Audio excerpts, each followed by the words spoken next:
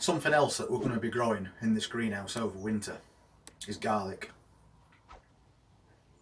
We will be doing overwintering onions as well, but they'll come a little bit later because we'll be using the Japanese overwintering ones. But because we like experimenting and doing things as cheap as possible at the same time,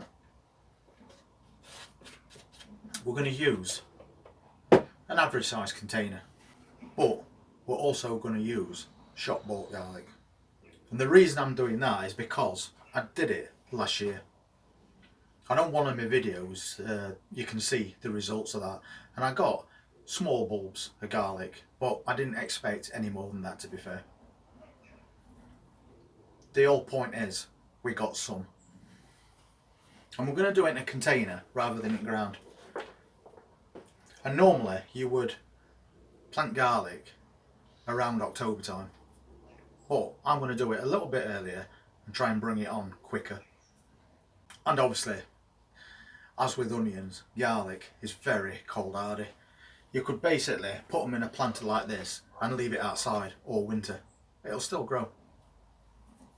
So I've got some of these supermarket,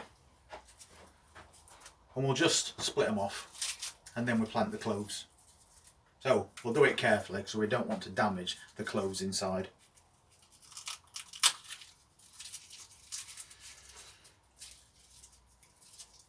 I love the smell of garlic. And what we're looking for is some decent sized ones. They don't need to be massive, but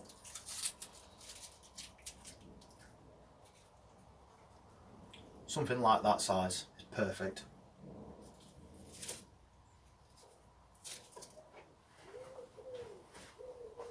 So that's quite a good sized clove, and it's healthy. That is the top of your garlic, and that is the root side of your garlic. So like with onions, you've got to make sure you plant them the right way around. But first off, we need to put compost in this container.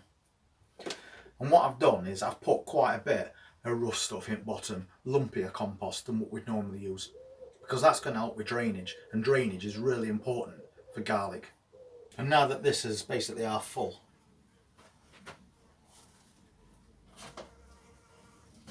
I'm going to add some feed to it.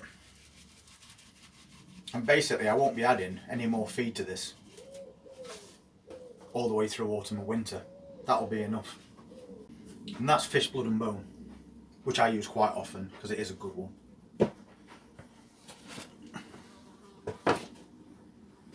And then we'll just top this container up, and then we'll get these planted, and I'll show you how I plant them. And I'm just going to firm it down a little bit as well. I always like to create a nice even bed.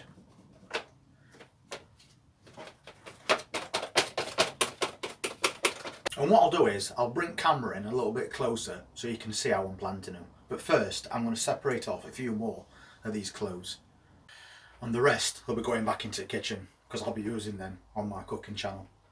Now there's a link in the description for that if you're interested in seeing what we cook with all the things that we grow throughout the year. That's brought it in a bit closer, so now you can see that these are really nice big cloves. And we only need to space these about 3 inches apart. They don't need any more room than that. Just keep them away from that edge a little bit, just to give them the space they need to bulb up when it comes to that. So that type of spacing is perfect. So if you were planting onion sets, which we will be doing later in the year, when you plant an onion, you basically put it on top of the compost and just push it down. So half the bulb is above the compost. That's how you plant your onion sets. And I know this year some people have messaged me saying they actually buried their onion sets completely, but they will have still grown. But ideally you want them sat like that, and then you can see them bulbing as they grow. So that's how you would do an onion.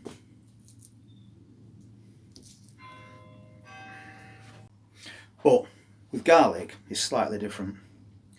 You take it root side down and you push it into that compost until it's buried a couple of centimetres below that compost, and then just cover it over like that. And then again with this one, push it down about to the depth below of your fingernail, for example, and cover it.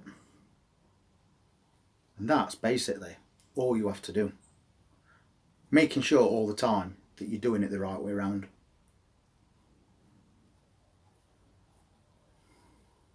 And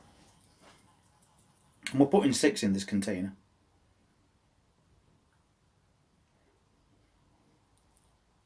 It's as simple as that. And that's your garlic planted. Although people say that shop bought garlic, you don't really know where it originated from and it could carry disease. But I did it last year and it worked. And because I'm isolating them basically in a container, it doesn't really matter, because any problems with this garlic is going to stay in this container. And your shop bought garlic is 50p and you get 4, most of which you'll still use in your kitchen, unless of course you want to plant lots of garlic. That's up to you. But I'm just doing 6. Maybe in October I'll do a few more. We'll see how things go. But for me, that's the cheapest option. And I'm going to give this a bit of water as well. And at that, we're all done. So now we've got container garlic to grow in greenhouse as well. And the beauty is, they're taking up hardly any space. So for example, if I decided just to use this bench for these type of containers rather than the big ones that we are starting this afternoon, imagine just how many varieties of food you can get on this one bench. And another good thing to use is things like this. This is a compost tray, but I use them as bottom watering trays because I can stand multiple containers of plants, put some water in bottom and let them take the water from the bottom, which is a good option, especially when you're growing delicate seedlings. You don't want to be blasting over the top with a sprayer and knocking them flat to soil, because there's a very good chance if you do that they won't get back up. So to combat that problem, we can just pop them in there, and this will hold 4 at a time at this size container. And of course your newly sowed seeds are only just starting to come up. And as I said, if you blast them with a sprayer to any degree, there's a good chance you're going to flatten half of them to compost, and then they're no good. So you can just stand them in there and then just add a bit of water and water everything all at once. This part of the job, we're all done.